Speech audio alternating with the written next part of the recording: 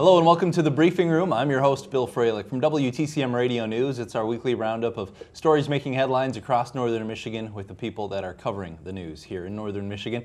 And this week we're glad to have Peter Payette from Interlochen Public Radio back once again. Thank you, Peter. How you doing? Good. And Jeremy McBain from the Petoskey News Review. Hey, Bill. Welcome back. Thanks to both you guys for coming in. Let's start with what seemed to be maybe the biggest story of the last few days, the flood along the Boardman River. Now that's out of your neck of the woods, Jeremy, but obviously a big deal here in Grand Traverse County with a lot of impact. Peter, what's your take on it? Where did you kind of fall into place in this story? Well, the thing that struck me the most was when my reporter Bob Allen said that they had closed Garfield, and the damage was fairly minimal compared to what happened. I mean, last we knew there were maybe as many as 40 homes that had some flooding, and we don't know the damage to the river. That's a question, what kind of ecological damage was done all the way down to the Boardman Dam, but it was just sort of breathtaking that what happened. Right. Well, and they keep saying it could have been a lot worse under any number of different circumstances, but that's a little consolation of those 50 homeowners there. Well, they don't exactly know. There's supposed to be a report out today, but from what I can see, I would be surprised if the report out today gave a good explanation of what went wrong. But they were, in the process of trying to dismantle this thing, and I guess the temporary structures gave way and caused a wave 5 feet high to go surging down the river. Yeah, it was pretty remarkable. The Brown Bridge Pond up there went from 18, well, it started about 30 feet deep, I guess, and they had already started the drawdown process. So it was 18 feet on Saturday morning, and it went down to virtually nothing by Saturday afternoon. They said that was a process that was supposed to take 2 to 3 weeks, and it took a matter of hours. Right, so they were efficient. So, well, that's what I said. You'll save some money in the long run now with being done 3 weeks ahead of schedule, right? Right. It'll be interesting to see what happened to the river. There was a dam blowout up on the Pigeon. I want to say it's the Song of the Morning Ranch, which is a private yoga ranch in the heart of the Pigeon River country area there. And they have a dam structure that's been there for 30 years, and on a couple of occasions there's been a dam failure, and there was one 3 or 4 years ago. And the DNR had given some estimates of the fish kill, but it basically, nuked the river with silt going down a good mile or two, and the silt kills fish. It destroys the habitat by just burying everything in it. Now, my understanding here is that at Brown Bridge, a lot of the work that had been done is all that sediment that had been piling up over the decades had been removed. That's what they've been doing, is dredging out as much of that as they could. So for that reason, there may not be extensive damage going downstream, but I think that remains to be seen. The other thing I think that remains to be seen is what happens now with the other 2 dam projects. Obviously, they're still on the table to shut those down and take them out, but will there be enough concern, enough backlash, enough questions raised about all of what did or didn't happen that somebody kind of puts a halt on this for a period of time?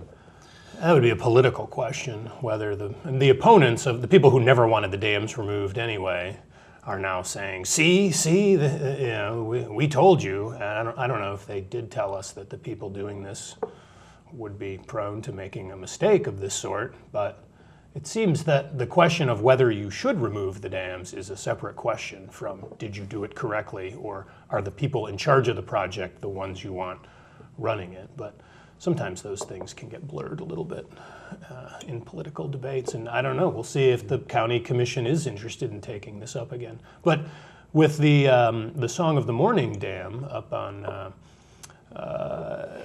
the Pigeon, after it happened, and it was I think it was an operator failure, but the solution that the DNR went for was to remove the dam, because dams are a liability. And as Nate Winkler, the biologist at the Conservation Resource Alliance, said, when you have a dam, if you leave the dam in place, this sort of thing can happen. That's one of the problems with dams. And that's why Boardman Pond was lowered 17 feet going back a couple of years ago, because the DEQ said that dam is unsafe and you need to lower that pond. So I'm not sure. Because of the concern that with the dam in place, something like this could naturally Dams happen. get old, Yep. and if you're not going to spend the money to keep them up, then they will fail, and they'll fail, and all that sediment that had been removed would be there, and it would all go blowing down the river. Now, the way you keep the dam in good shape is you generate electricity with it, which is what these dams were built for. And the gentleman who has, I believe, purchased some of that equipment from, some of that power generating equipment that is in these structures, he is now back saying, I'm still ready to take these over and run them and produce electricity. He feels he didn't get a fair hearing back when they went through the process. Right. He didn't really get consideration of what he was saying he was ready to do. Is that Charles Peterson from Leelanau County? Right. Yep. Right. Talked to him this week too, and like you said, his argument has been there was a willing party willing to take over, and for whatever reason, the powers that be didn't want to have that discussion in his mind. Right. Yeah, I know, and I'm trying to remember.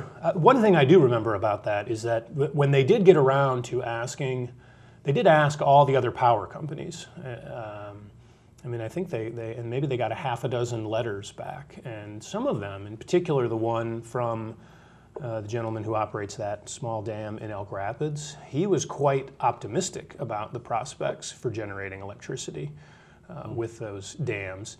But as I recall, there was a very short window between the time those letters came back and the time the decision was made. It didn't seem to me that there was that they really gave a lot of consideration. They asked the question of people in the industry, what's the feasibility of generating electricity with these dams? But it didn't seem that they spent much time considering those answers, because it seemed, and this is a few years ago, so I don't want to be held to this, but it didn't seem like there was a huge amount of time following before they decided to move ahead with getting rid of the dams. I have the same recollection. Mine may be equally rusty, but especially with all this talk about renewable energy right now, the thought of not having that discussion seems a little odd. Right. But I guess on the other hand, Traverse City Light and Power ran those for years, and they took a look at it, and they said the numbers don't add up. So I don't know what reason there would be for Traverse City Light and Power to not make a decision based on the facts, and they would know best because they've been doing it. I think the other thing that's interesting going forward, one of the questions will be, who will examine what happened here? Because generally the DEQ is in charge of these matters, and the DNR would be involved as well when there's a kind of ecological disaster. But the DNR and the DEQ are both kind of lead members of this implementation team. So that is to say, Todd Collish with the Department of Natural Resources has been at the front of this thing since day one. So now, and I'm still trying to find this out from the state, will the DNR and the DEQ do their own investigations?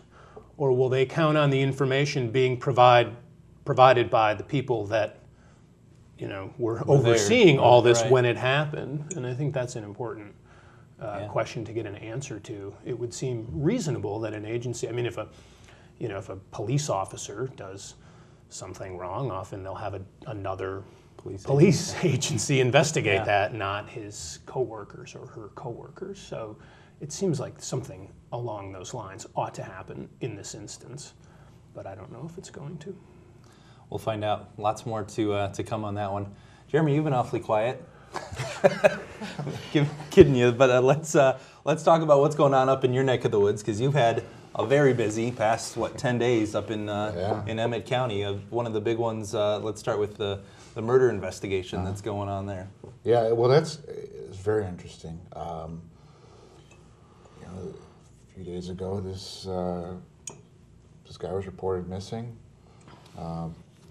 Police went looking for him, found his car, then found his body outside the car. I believe it was in a ditch with I believe it was a gunshot wound. The Sheriff's Department said it was a suspicious death. And then a couple days later, announced it was a murder. No suspects they've named at this time. They've done some search warrants and such, but not much is known about it. No murder weapon found either, right? No. It's. I mean, first of all, a murder in Emmett County is unusual, very unusual. Yeah. And now you've got a murder where it's just not much is known about it, not much is being said, and it's quite the mystery, and a lot of people talking about it. What was the sense either in the community or in the newsroom when this person first went missing? Because we, at various times, we all get these reports of people who just don't come home at night or don't show up to work or wander off, depending on obviously the age. But it didn't, when it came across my desk, it didn't seem like it was anything necessarily out of the ordinary in that respect. Yeah, I mean, it didn't really, it never even really registered. We didn't really notice it until they announced there was a suspicious death. Then it was, whoa. Yeah, why is it suspicious? Yeah, there were a lot of questions. Why was it suspicious? And it's very, very interesting. Do the police know more than they're saying? Oh, I bet they Publicly? do. I bet they do. And I've covered a few different murder investigations in my career, and this seems to be very typical of police when they get a case like this, where then they'll give a little information to the public, but they always know more. Because they're doing an investigation, they don't want to ruin their investigation. I completely understand that, and I don't want to be the one to ruin their investigation or hurt it in any way. So we're just kind of waiting for information from them at this point. Are there rumors already circulating in town, and is there a fear in the community of someone's out there, or does this seem more like a targeted case, or do we not even know that? That's what makes this so interesting to me, is that of course there are rumors going around the community. I'm not going to say what they are, Right. But there doesn't seem to be this sense of fear of, oh my God, there's a murderer out there in the community. Which again, that's what makes it so interesting to me. Is you would think that when you've got such a mystery surrounding a murder like this, people would be very. I mean, they're concerned. Right. I think they're concerned, but I don't think people really think there's this,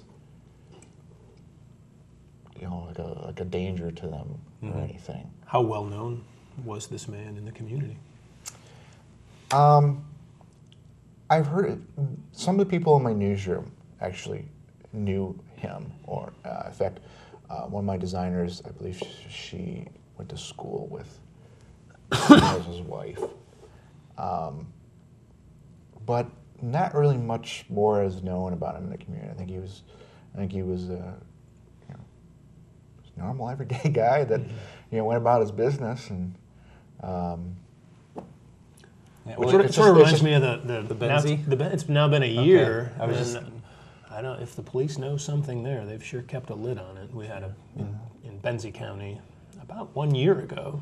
There was a family, an older son and a couple, burned up in their home, and the funeral. I think the day after the funeral, or later that day, the police announced it was an arson, and then they found some bullets. But that was about the end of it. And there's a couple other facts have dribbled out, but boy, it's interesting you said that, because I think your light bulb went off at the same time mine did. That just reminded me of the exact same case where we just don't seem to know. Right, what's going on. And I actually knew Chris Ludke a little bit. He was an excavator. In fact, when at that time he was doing some work for my father, and one of his pieces of construction equipment was on my father's property over there. And so, if you know him, it's even more mysterious, because he was the most, just the friendliest. Kind of happy fellow who was always out and about the community, helping somebody, doing something. Just was kind of an enjoyable guy, and you just can't imagine what happened in that house. And so far, the police haven't told us, and I'm not sure they'll ever know. I don't know. we've heard so little since then. I don't know what's going on with the investigation. Well, yeah, in this case, I mean, we're going to probably do a story here very soon about more about this person that was killed, because I like to, as much as possible, whenever we have a situation like this, I don't like to let people just remain a statistic or a name. I like to provide some sort of story behind it, tell people who they were, give life to them in a way. So we're going to be looking into who this guy was and what kind of person he was, but other than that, we're pretty much just waiting for. We're going to report, when the information comes out from the police, we report that, and the way I look at it is hopefully our reporting will help the police in some way. If somebody may be coming forward, knows more information. That's the best you can do at this point. Yeah. Well, we've got a couple other big stories up in Petoskey and Emmett County to talk about. We're going to take a break here on the briefing room, but when we come back, a big lawsuit in the county and in Charlevoix County, as well as the latest on the Petoskey Batman. When we come back right after this, we'll be back in just a minute on the briefing room.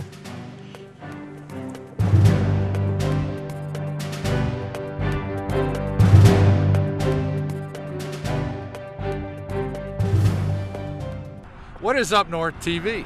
It's TV that you do. You pick the topic. You write the script. You run the camera. You edit the video. It's your vision. Your perspective. Your story. Commercial free. Free speech. What is Up North TV? It's me. It's you. It's all of us. View us on Analog 97. Cable digital too. Digital 992. UpNorthMedia.org. Welcome back to the briefing room. I'm Bill Froehlich, your host from WTCM Radio News. We're joined this week by Peter Payette from IPR and Jeremy McBain from the Petoskey News Review. Again, Jeremy, let's get back to what's going on up north. A big lawsuit in what seems to be a never-ending saga up in the prosecutor's office up there. Oh yeah, yeah. The chief assistant prosecutor for Charlevoix County filed a pretty large lawsuit. Sexual harassment, workplace harassment, all sorts of stuff against the prosecuting attorney who's outgoing. He just lost the election almost 2-1 to the incoming prosecutor. So I guess he's going out with a bang. She's suing him and the county. She's suing him and the county, Yep. yeah. Because she was informing the county of his behavior, because pretty nasty behaviors, what she claims, including claiming that she was sleeping with a local attorney for favorable cases or favorable outcomes on cases, which she's completely denied and said that's ridiculous. And he kept at it, kept making these claims about her. And she went to the county board about this and said, look, do something about this. In a public hearing as well, Yeah, right? in a public hearing as well. And then she also filed a grievance against him with the state bar because saying that he had lied to the county and to a judge about an appeals court case where the appeals court ruled against the county because the county didn't even argue the case. It was over payment for an attorney, for a defense attorney in a murder case. And the defense attorney the county claimed the defense attorney had said he was going to do a pro bono. The defense attorney said, no, I want to get paid for it. It's a long story there. But he apparently told the county and a judge that the attorney general's office was going to take care of it, and that he wasn't supposed to take care of it. And come to find out, we actually did an investigation on it. Come to find out, the Attorney General's office had been sending this prosecuting attorney, John Jarima, a letter saying, look, you're the one that's supposed to be handling this. We don't handle these cases. And they didn't just send him this one letter, they sent him several letters saying, you need to respond to this case.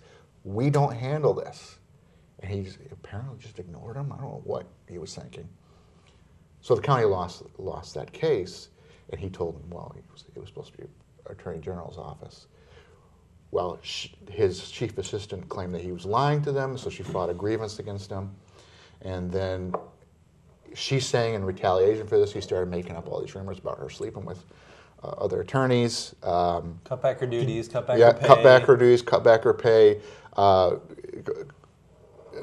harassing her in the office, just being mean, I guess. And she went to the county board, and the county board said, look, he's an elected official. There's really not much we can do about it. And she worked with HR several times. Can you do something about this? And she wasn't getting any help from the county. They were just, I guess, in her mind, kind of ignoring the issue. She basically felt, and I talked to her attorney as well last week. She felt she was at the end of the line. She had no other choice. Yeah, to file this. Yeah, she told me that I didn't want to file this lawsuit, but there was nothing more I could do. What could the county do? I mean, he is an elected. We had talked about this on a previous show, and since he is the elected prosecutor, I guess it is a department of the county, so presumably the HR policies would apply to his department. Well, yeah, and the HR, it was kind of funny because sometimes we found that in some cases he would claim that the county's employee policy would apply to his department, and then other times he would claim it didn't. He always seemed to flip on that question. But I don't really know the answer to that. What could the county do? Right. I don't know. So it kind of took a turn. She filed this lawsuit last Monday down in Grand Rapids, and it didn't necessarily, it wasn't like, hey, everybody, I'm coming into work and just so you know I did this. This just kind of happened downstate under the radar. Yeah. But obviously the county got word of it Tuesday, Wednesday, and then the next thing happened. Yeah, then about 3 days after she files a lawsuit, he fires her. Apparently, they had knowledge of this lawsuit. He had knowledge of this lawsuit because the day before he had fired her, my reporters were actually calling his office saying, we want a comment from you about this lawsuit that's being filed. Of course, he never calls back. He never calls us back.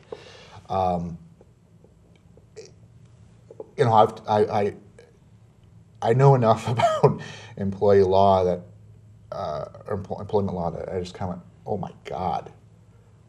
You really? Really? Somebody filed a lawsuit and you fired them. Oh boy, the county's in trouble.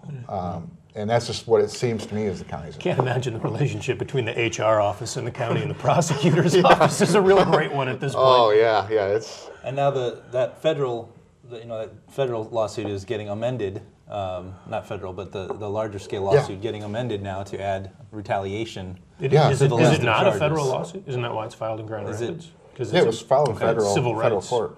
Yes, civil rights lawsuit. So this is not good for the county. This is not good for Charlevoix County. It's a mess. And it probably is a mess. It probably will not get resolved before January 1 when he's out of office anyway. No, this won't be resolved before January 1 when he's out of office. Might get worse. I guess that is the big question: is what can the county do at this point with once a month meetings? What all can we accomplish in terms of? Well, they meet twice a month. Twice a month. Yeah. And then they have various committee meetings that meet too. It'd be interesting to see how much of a hurry they're in to put this on the agenda and act on something if there is something they can do. They just had a meeting this week. They never discussed it. And a reporter who's covering the issue called the county chair, Joel Evans, and he said, well, we're not going, none of us are going to talk about this case. We'll have an official announcement, official response later. Problem is, so she ended up calling each one of the commissioners after that because Joel will say that, he'll speak on behalf of the commissioners and the rest of the commissioners have no idea that he's speaking on behalf of the commissioners because of how it works in that county apparently. And, but they all, none of them wanted to comment. However, one, Shirlene Tripp, who's an outgoing commissioner, did say that she wasn't going to comment, but she felt sorry for Shani Fanera, and she thought that the county was in big trouble. Sure raises a lot of questions about whether you're going to get a fair shake in the justice system there should you end up in court in Charlevoix County. Not to impugn the courts, but if all these things are going on in the prosecutor's office, I wouldn't exactly want to be a criminal defendant. Or a member of the media that has to live in Charlevoix County. Well, let's go out on a, I don't know, I was going to say a high note, but I don't know what kind of a note we'll go out on. News of the weird, as the saying is. The other interesting water cooler story is your Petoskey Batman back in the news, and we've all had a few good laughs about that already this morning. Batman back in costume, and also has Batgirl with him this time. Yeah, Batgirl and Batman. This guy, he was arrested. Had to be a year ago for scaling the side of a building in his Batman costume, and he was put on probation until don't wear the costume. And his probation is up now, and apparently... So now he can wear the costume. Now he can wear the costume, and apparently him and his partner, Batgirl... Sorry, this is... have been patrolling the nights of... Patrolling the streets at night, looking for crime. We can help you out here if you want. Basically, came upon a scene of an accident where the driver had left and was allegedly trying to help, but ended up getting in the way. He was looking for clues, and the police brought the K-9 units in, and he was apparently getting in the way of the K-9 units, and the state police arrested him for obstruction, and he used to have been charged with some felonies for that. Was he in his outfit? Oh yeah, he was in he was in his outfit, and of course Batgirl called me up, and she's saying that what happened, what the police are saying happened didn't happen that way. There's more to the story. Yes, what she's saying is more to the story. But I think the most interesting part that you told us before we started the show is that they've not been charged with wearing a costume, but you said there is a law that prevents you from wearing a mask in public in the state of Michigan? Yeah, one of my reporters who has been a police reporter for years was actually informed me this week that he was talking with a state police lieutenant who told him that you're not allowed to wear a mask in public in the state of Michigan, except for like Halloween. There's typical exceptions. Parades. Yeah, parades. Apparently, if you're Batman, but so could he? No, I think the big question we need to leave with this week is: could he wear the costume and the hat without the actual mask portion? I have no idea. Batman and Batgirl. Yes, Batman and Batgirl. But she was not arrested at all. No. Apparently, I don't know if she was on the scene or not at that time. Okay. I'm not sure about that, but she was not arrested. And there's apparently a Petoskey Robin, Petoskey Poison Ivy, Petoskey Joker, Petoskey Riddler. Oh, really? And according to Batman, though, he's not affiliated with any of them, and they just popped up when this all happened. They're rogue. He's a completely different entity. Yeah. Huh. And this story has just, I hear about this now more often than you'd like to. Yeah, it's it was picked up by newspapers in England, Chicago. It's across the world. It's one of those things that he thought was going away, but it's not going away. No. All right. Pete, let's go out on one more note, Peter. Just tell us, election-wise, we're coming up on the elections. You guys have a special report coming up this week. One of the ballot issues, you said? Well, we're going to do a kind of debate show on Points North tomorrow morning. On the Friday morning. Depending on when you're listening to this, watching this, it won't be tomorrow morning, but 25 by 25? On the 25 by 25. Fabulous. And you guys are also... That is, and for people who don't know, that is, some would like to put into the state constitution a commitment to renewable energy, like wind and solar, those sorts of things. And the opponents say the state constitution is not the place to set energy policy, and that it's just a bad idea for a lot of reasons. So, And a specific renewable energy. It apparently, my understanding is it gives 4 types of renewable energy, and that's one of the complaints, is that other states have said clean energy and make allowances for gas and nuclear, which don't. I mean, gas I think produces some carbon, but not like coal, and nuclear doesn't produce any carbon. So Yeah, this one leaves out gas and nuclear, and doesn't- oddly, to me, geothermal doesn't include that. And methane. Maybe. Methane, I don't yeah. know about digesters, but yeah, there's some other ones. Although those are pretty small. I mean, the people that are fighting this say this is a wind proposal. You know, this is the way we'd get this energy is with a lot of windmills. That's their contention, and the other side doesn't really deny that. Although they say that there is a lot of opportunity for solar, and that solar energy keeps coming down in cost, and it would be a viable part of the solution. I don't want to dwell on this because we're out of time, but we'll just throw this out as food for thought. The other, Okay. the other part of this I've heard is that it could be a constitutional problem because local townships and counties have the rights to set the ordinances. So even if this law passes, all the counties and townships could say you can't do it here.